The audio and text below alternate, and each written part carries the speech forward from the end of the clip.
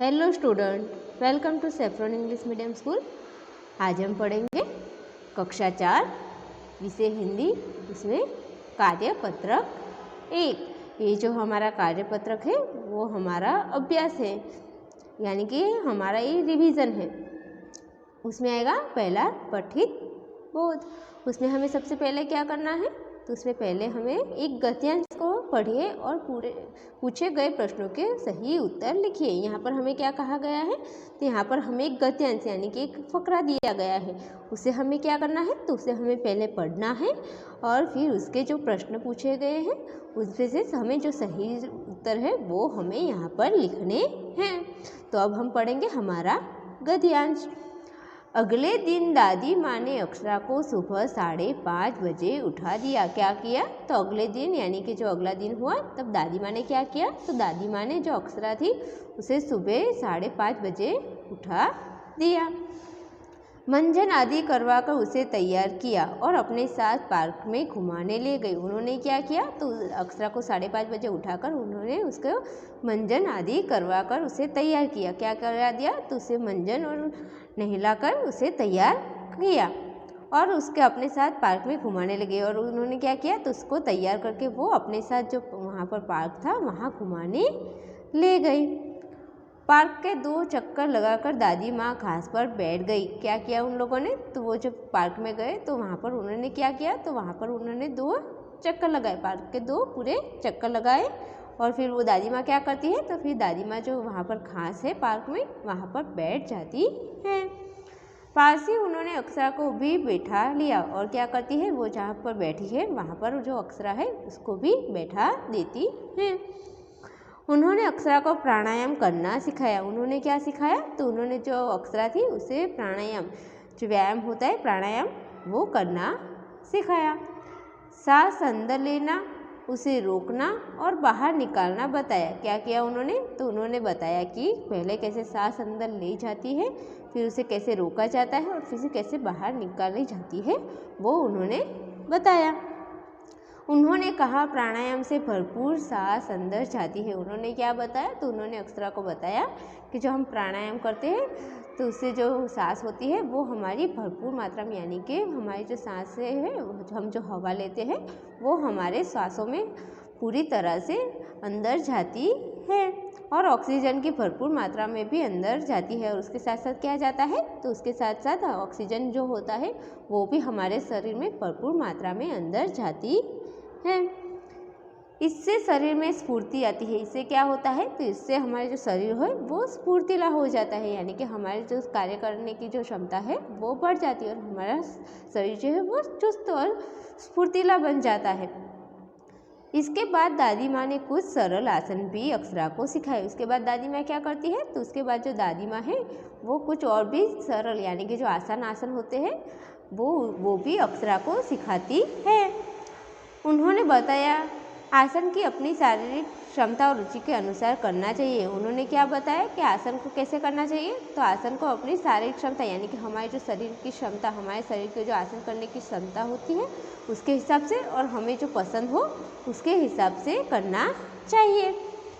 इन्हें करने से शरीर में रक्त संचार तेज होता है। इसे करने से क्या होता है, तो हमारे जो शरीर की जो रक्त संचार है यानी कि हमारे शरीर के जो रक्त होता है, हमारा जो शरीर का रक्त होता है वो संचार यानी कि जो रक्त हमारा बहता है, जो हमारा खून होता है उसकी जो चलने की जो क्रिया होती है वो तेज हो जाती है और पूरे शरीर का व्यायाम हो जाता है। और क्या होता है, जो रक्त संचार बढ़ जाता है, जब खून का दौड़ बढ़ जाता है तो हमारा जो शरीर है उसके पूरा व्यायाम हो जाता है।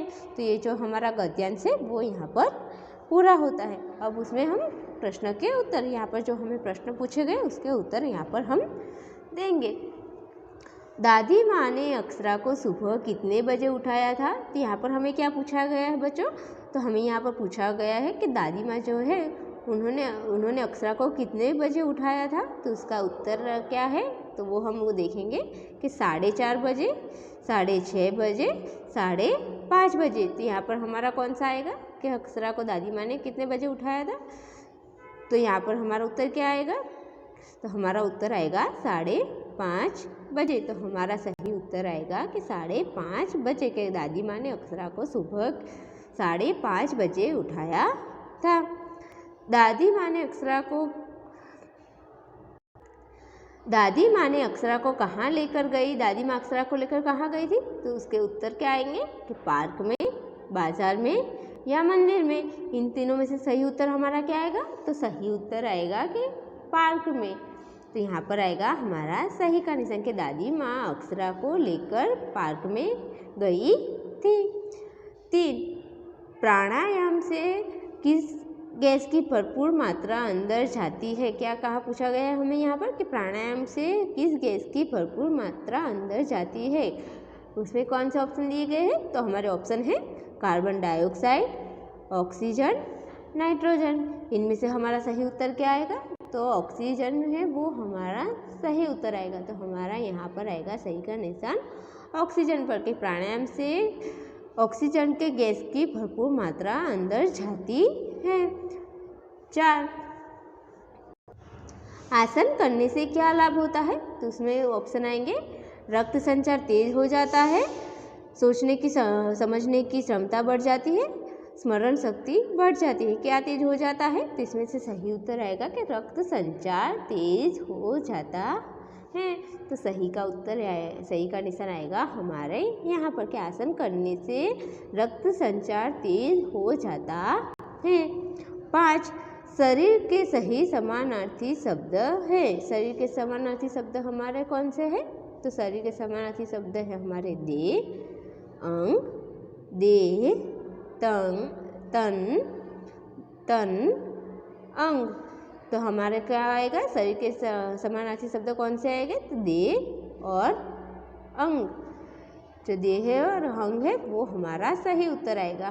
तो यहाँ पर जो हमारा ये जो गद्यांश है वो यहाँ पर हमारा पूरा होता है। अब उसके बाद आएगा हमारा आगे का कार्यपत्रक नंबर 2, अपठित बोध। यहाँ पर भी हमें क्या करना है बच्चों? तो हमारा कार्यपत्रक 2 में क्या है? तो यहाँ पर भी हमें एक गद्यांश दिया गया है। गद्यांश को पढ़िए और पूछे गए प्रश्नों के उत्तर लिखिए। यहाँ पर भी हमें क्या करना है? तो यहाँ पर भी जो हमें गद्यांश दिया गया है उसे पहले हम पढ़ेंगे और उसके बाद जो प्रश्न पूछे गए हैं उसके उत्तर हमें यहाँ पर देने हैं। गिलहरियों के जीवन की अवधि 2 वर्ष से अधिक नहीं होती। यहाँ पर हमें क्या कहा गया है? जो गिलहरियाँ होती है उसका जीवन कैसा होता है? तो उनके जो जीवन होता है वो 2 वर्ष से अधिक नहीं होता। गिल्लू की जीवन यात्रा का अंत आ ही गया। क्या हो गया? तो गिल्लू कौन है? तो गिल्लू एक गिलहरी है। उसका क्या हो गया है? तब उसकी जो जीवन यात्रा है उसका अंत आ गया है। यानी कि जो गिलहरी होती है उसका अधिक से अधिक ज़्यादा से ज़्यादा वो 2 साल तक ही जी सकती है। और जो गिल्लू है वो एक गिलहरी है और उसका जो जीवन यात्रा है अब वो पूरी होने आई है। दिन भर ना उसने कुछ खाया। क्या किया उस गिल्लू ने? तो गिल्लू की जब जीवन यात्रा का अंत आ ही गया तो उसने क्या किया? तो उसने ना दिन भर कुछ ना खाया और ना खाया और ना ही बाहर गया। वो क्या करता है गिल्लू? तो वो ना कुछ खाता है और ना ही कहीं बाहर जाता है। रात में वह चूल्हे से उतरकर मेरे पास आ गया। क्या किया उसने? तो वो रात में जब चूल्हे पर सोया हुआ था तो वहाँ से उतरकर वो क्या करता है? तो वो हमारी जो लेखिका है उनके पास आ जाता है। अपने ठंडे पंजों से मेरी उंगली पकड़कर हाथ से चिपक गया और उसने क्या किया? तो वो चूल्हे से उतरकर उसके पास चला गया और उसके जो ठंडे पंजे हो गए थे उससे उनकी उंगली पकड़कर हाथ से चिपक गया। पंजे इतने ठंडे हो रहे थे कि मैंने जाकर हीटर जलाया। क्या हो गया? तो जो गिल्लू था उसके पंजे थे वो बहुत ही ठंडे हो गए थे। तो वो ठंडे हो गए थे तो इसके लिए क्या करते हैं वो? तो उसके लिए वो झाँककर वहाँ हीटर जो होता है जो वातावरण को गर्म करता है वो हीटर जाकर जलाया और उससे गर्मी देने की कोशिश की। और उससे क्या किया? और हीटर जलाकर उन्होंने क्या किया? तो उससे जो गर्मी होती है और उसे गर्मी देने की कोशिश की। परंतु सूर्य की पहली किरण के साथ ही अपनी अंतिम सांस ली। परंतु क्या होता है? उसे गर्मी देने की कोशिश तो वो करते हैं पर क्या होता है, तो जो गिल्लू है वो सूर्य की जब पहली किरण निकलती है उसके साथ ही अपनी अंतिम सांस लेता है। अब आएंगे हमारे गद्यांश के बाद हमारा आएगा आगे का प्रश्न पत्र। तो उसमें प्रश्न हमें क्या पूछा गया है, तो पहला प्रश्न है हमारा कि गिलहरियों के जीवन की अवधि कितनी होती है। पहला प्रश्न हमारा क्या है कि गिलहरी के जीवन की अवधि कितनी होती है। तो हमारा उत्तर आएगा कि गिलहरियों के जीवन की अवधि 2 वर्ष से अधिक नहीं होती है। क्या होता है, तो गिलहरियों का जो जीवन होता है वो उनका जीवन आयुष्य सिर्फ 2 वर्ष का ही होता है, उससे ज़्यादा वो जी नहीं सकते। प्रश्न नंबर 2, अंत आने पर गिल्लू ने क्या किया। तो उसका उत्तर क्या आएगा कि अंत आने पर गिल्लू ने क्या किया। तो उसका उत्तर आएगा कि अंत आने पर गिल्लू ने दिन भर ना कुछ खाया और ना ही कहीं बाहर गया। क्या करता है गिल्लू, तो गिल्लू जो उसका अंत समय नज़दीक आता है तो वो ना कहीं पर जाता है और ना ही कुछ खाना खाता है।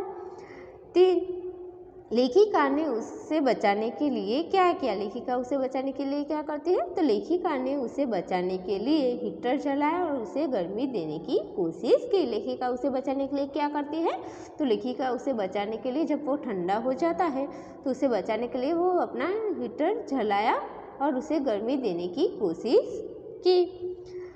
गिल्लू ने अपनी अंतिम सांस कब ली।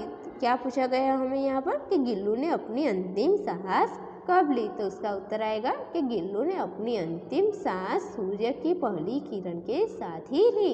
कब ली उसने अपनी अंतिम सांस, तो उसका उत्तर आएगा कि गिल्लू ने अंतिम सांस सूर्य की पहली किरण के साथ ही ली। यानी कि जब सूर्य की पहली किरण आई तो उसके साथ ही उसकी अंतिम सांस भी रुक गई।